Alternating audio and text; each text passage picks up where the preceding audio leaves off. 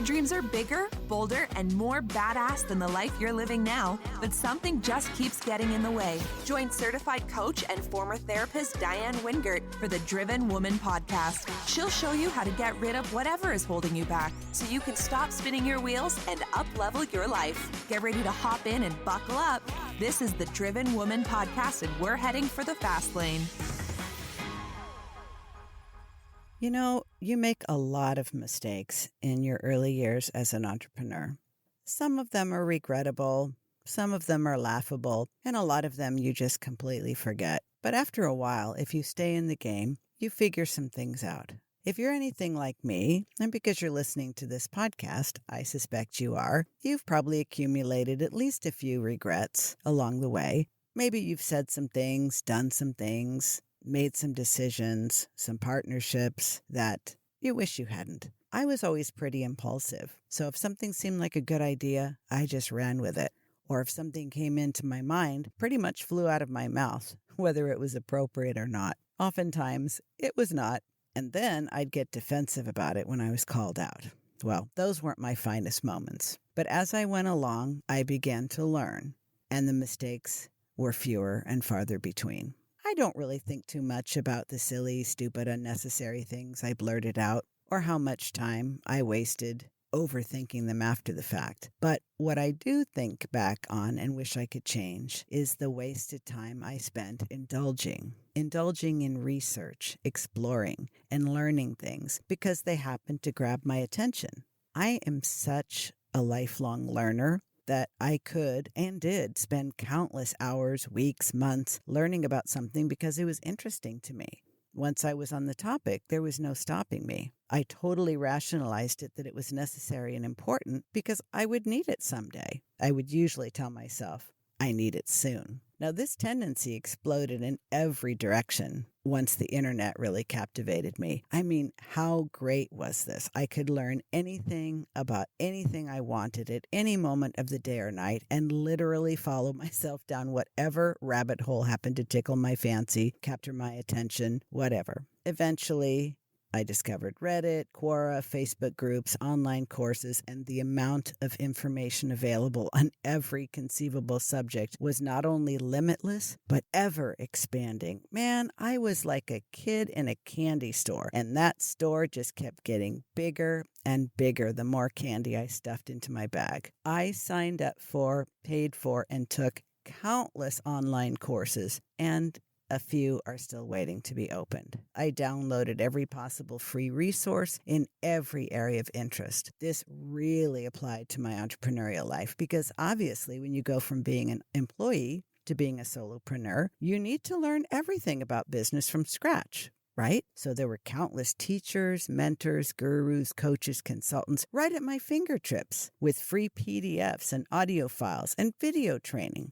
It was hog heaven. Until I realized I was spending so much time learning about how to build a business, I didn't have the time or energy left to actually build one. I was in trouble, and I had to keep upgrading my cloud storage because all of the information I was so certain I needed. My drive had gone into overdrive, and my natural desire to learn and master a subject had just created chaos and overwhelm because the more information I had, the more information I had to organize and sort through and save. I finally had enough. I couldn't have finished it all in 7 lifetimes, as well as having no idea how to proceed. Well, I'm sure you can probably relate to this, so I finally had to figure out what to do.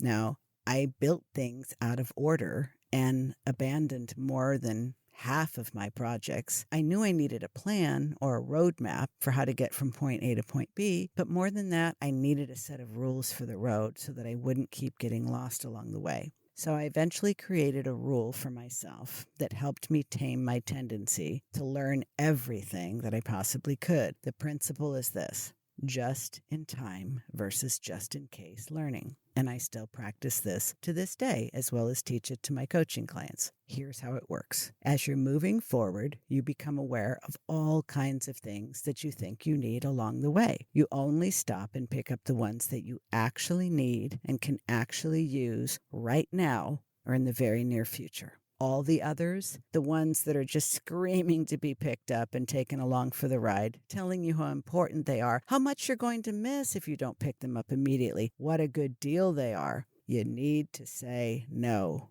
or at least not now. The truth is, in spite of all the killer deals and brilliant marketing tactics, most of the things that we are deathly afraid of missing out on and become totally convinced we absolutely must have, we will forget about them if we don't grab them right now. And you know what? It won't matter. We can almost 100% of the time either get them later when it is the right time on our journey, or get something even better that doesn't yet exist. But if we grab them at the wrong time, they not only confuse us and waste our time, they distract us from what we really do need to be paying attention to now. Oh, goodness. This was one of the hardest lessons for me to learn, because it meant I had to confront a number of my traits that I believed I had no control over. One is my insatiable curiosity. Two, my lifelong love of learning. And three, my desire to master whatever subject I'm interested in at the moment. Well, if you add to that my impulsivity and not so hot memory, I really was convinced I needed everything. I needed all of it, and I needed it all right this minute. But you know what? By making this new rule for myself, just in time, not just in case, I was actually able to follow it and regain momentum. You see, all that learning, all that exploring, all that research doesn't really help us move forward. In fact, it holds us back. It's like driving at high speed with the brakes on. And by practicing learning things in a just-in-time, meaning this is what I need to be focusing on for the stage I am in my business right now, instead of just in case, oh, I gotta have this, it's 99% off, we actually stay in momentum and reach our goals faster. What we give up is distraction, second-guessing, overthinking, and FOMO. And you have no idea how these things slow your roll until you eliminate them. So here's how you take action, Jackson. If digital clutter is making you crazy, attack it. Attack it like your hair's on fire. And do not continue to purchase things or download them or put yourself on other people's lists because of a misguided sense of urgency. Stage 1. Stop the insanity, otherwise known as just say no. Make a promise to yourself to immediately stop adding to the problem by adding just in time, not just in case, from this day forward. Make it a vow if you have to. Put it on your computer as a screensaver. Sign a contract with yourself. Put it on the front of your fridge, whatever it takes. Notice your tendency to say, oh, but this looks so good. I got to grab it right now before it's gone for good. I promise you, if you have been around the online space more than a minute, you already have 10 more just like it right on your laptop. You just don't remember. Hey, there is no judgment here, I promise you. I've got them too. Take a couple deep breaths. Walk away from that enticing item if you have to. You're just addicted to collecting information, and this is what withdrawal feels like.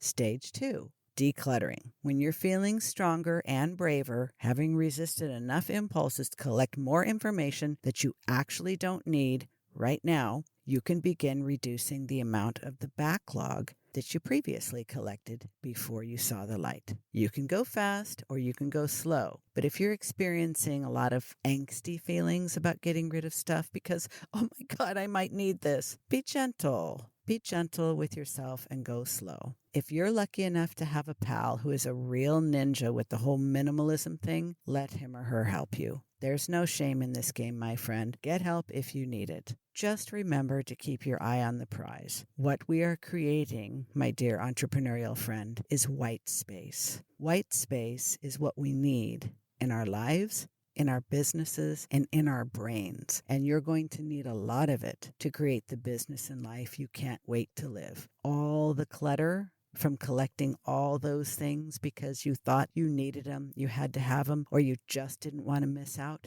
they are standing in your way. Let's attack them like we mean it.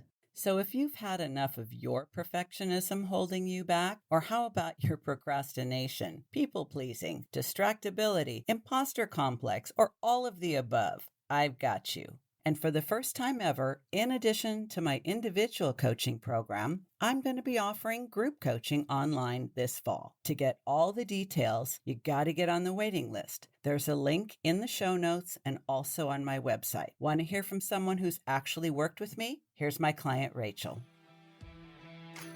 I didn't have you helping me along the way to understand a lot of this stuff, the meds would have been a waste for me, a complete and total waste. I would have had a little bit more energy maybe, but still the habits, whatever. There's no magic pill. It's always going to be something I'm going to have to work on. And I am understanding that and being okay with that and just kind of working through that and thinking and being intentional and stopping myself and doing all of the things for the first time in my life. I'm going to tell you right now, the meds have allowed me to slow stuff down enough that I've never been this effective at anything cognitive ever in my life. But I've also never had it explained to me by somebody who understands what's going on in my head either. You've been listening to the Driven Woman podcast with Diann Wingert. Want more straight talk and strategy each week that will take you from spinning to winning?